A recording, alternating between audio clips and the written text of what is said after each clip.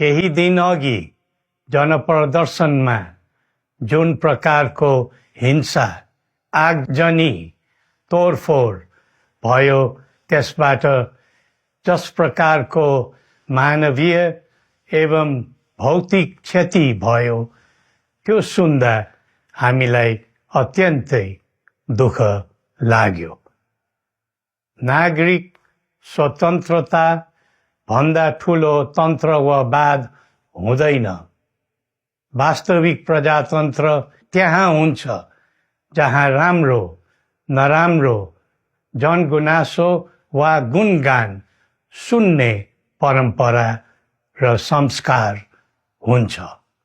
नेपाली जनतामा देश र भविष्यलाई लिएर जुन खालको जागरुकता पैदा भएको छ त्यसलाई हामीले सकारात्मक रूपमा लिएका छौं। वास्तवमा नेपाली जनतामा रहेको देशभक्तिपूर्ण भावना विश्वमै अनुकरणीय र अनुसरणीय छ।